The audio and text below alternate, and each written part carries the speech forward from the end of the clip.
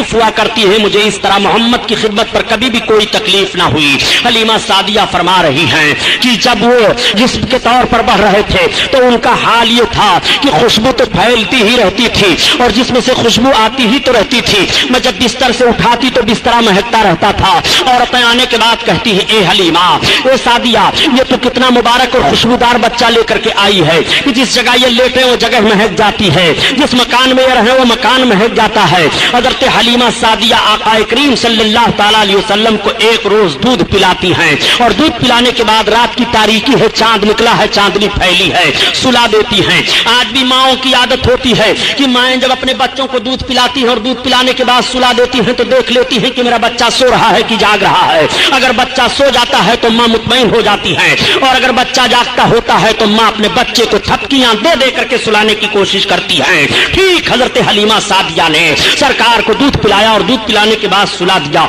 अब हजरत हलीमा कह रही है कि मैंने गौर किया कि लाओ देखो मोहम्मद सो रहे हैं कि जाग रहे हैं। तो हलीमा कहती है, जैसे मेरी निगाह पड़ी तो मैंने देखा कि उनकी एक उंगली दाहिनी तरफ जा रही है और कभी बाईं तरफ जा रही है और कभी सरहाने की तरफ जा रही है और कभी पांती की जानिब जा रही है। हलीमा कहती है, जब मैंने गौर किया तो मोहम्मद की उंगली जिधर जिधर जा रही थी आसमान पर चांद उसी तरफ जा रहा था। अगर वो अपनी उंगली दाहिनी तरफ ले जा रहे हैं तो चांद दाहिनी तरफ जा रहा है, अगर उंगली को सरहाने की तरफ ले जा रहे हैं तो चांद सरहाने की तरफ जा रहा है, अगर उंगली को पांती की जानिब ले जा रहे हैं तो चांद पांती की जानिब जा रहा है। जिधर जिधर उनकी उंगली घूम रही है आसमान पर चांद उसी तरफ घूम रहा है। आला हजरत अज़ीमुल बरकत इसी तरफ इशारा फरमाते हैं कि चांद झुक जाता जिधर उंगली उठाते महद में,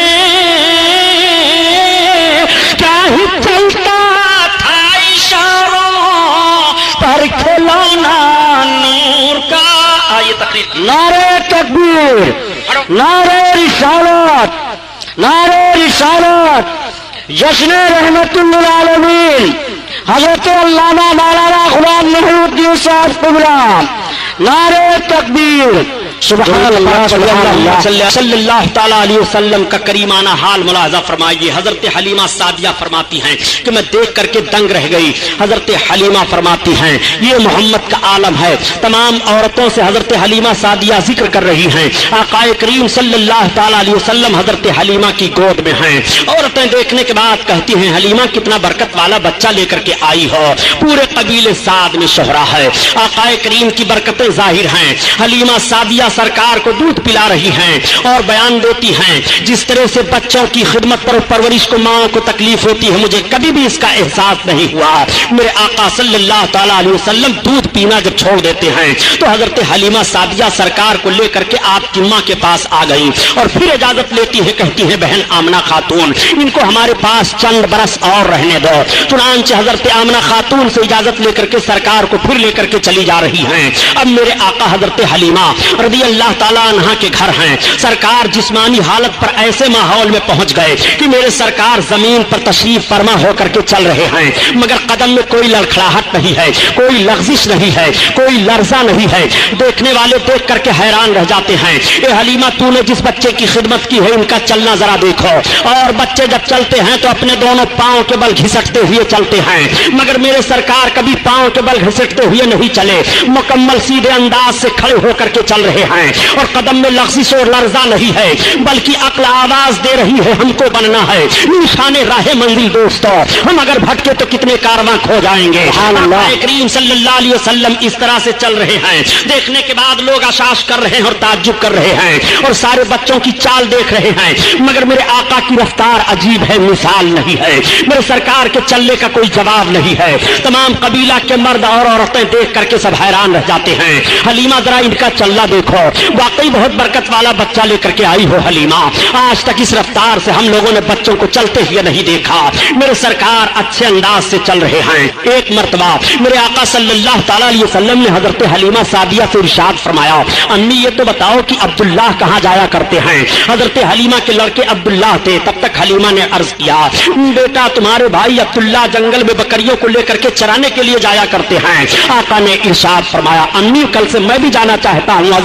حضرت حلیمہ عرض کرتی ہے بیٹا میں تمہیں حکم تو نہیں دے سکتی مگر جانا چاہتے ہو تو تمہارے لیے کوئی روک نہیں ہے. جب شام کو حضرت عبداللہ حضرت حلیمہ کے لڑکے آئے گھر تو حضرت حلیمہ نے بیان دیا بیٹا کل جب تم بکریوں کو لے کر کے جانا تو اپنے حجازی بھائی محمد کو بھی لیتے جانا ساتھ میں.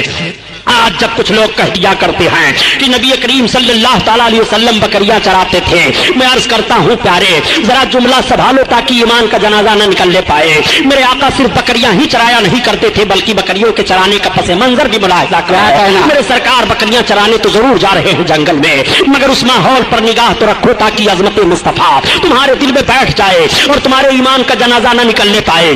آقا کریم صلی اللہ تعالیٰ علیہ وسلم صبح جب ہوئی حضرت عبداللہ نے اپنی بکریوں کو کھول کر کے کٹگھرے سے نکالنا چاہا. بکریاں ساری نکل آتی ہیں. میرے آقا بھی تشریف فرما ہو گئے. اب عبداللہ ہانک رہے ہیں بکریوں کو مگر بکریاں چل نہیں رہی ہیں. عبداللہ نے حضرت حلیمہ کو پکارا امی یہ بکریاں تو چل نہیں رہی ہیں. تب تک حضرت حلیمہ نے دیکھا اور دیکھنے کے بعد کہا اے بیٹا عبداللہ یہ بکریاں محمد کے آگے آگے نہیں چلیں گی. تم محمد کو لے کر کے آگے ہو جاؤ پھر بکریاں آگے پیچھے چلیں گی. میں عرض کرتا ہوں اے مسلمانوں یہ جانور بھی پہچان رہے ہیں یہ نبی ہے ان کے آگے آگے نہ چلو. یہ رحمت للعالمین ہے ان کے آگے آگے نہ چلو. یہ ان کے آگے آگے نہ چلو.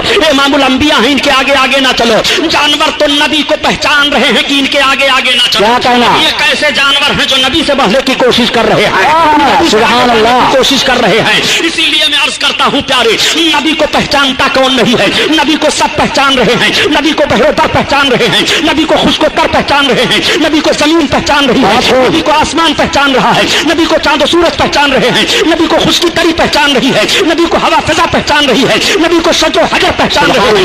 نبی کو جمادات و نباتات پہچان رہے ہیں. سب نبی کو پہچان رہے ہیں. اگر نبی کو کوئی نہیں پہچان رہا ہے تو یا تو وہ سرکس انسان ہے جو نبی کو نہیں پہچان رہا ہے یا سرکس جن ہے جو نبی کو نہیں پہچان رہا ہے ورنہ نبی کو کون نہیں پہچانتا ہے. یہ آقا کریم صلی اللہ علیہ وسلم ہے جن کے آگے آگے جانور نہیں چل رہے ہیں. اب آقا کریم صلی اللہ علیہ وسلم آگے چل رہے ہیں اور ساری بکریوں کو عبداللہ ہانکتے ہیں تو بکریاں پیچھے چلی جا رہی ہیں. جب میرے آقا جنگل میں تشریف فرما ہوئے بکریاں تو چلی گئی پہاڑیوں کے اندر جھاڑیوں میں چرنے لگی.